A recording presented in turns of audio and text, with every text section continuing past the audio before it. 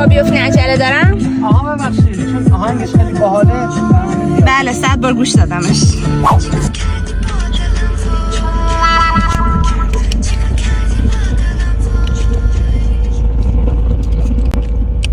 چشم با چیکار کردی با چشم با چیکار کردی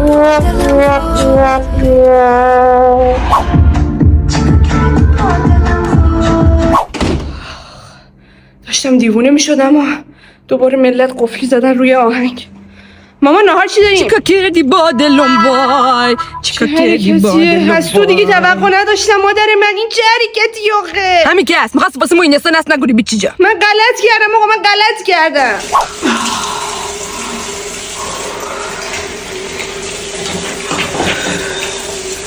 چیکار کردی؟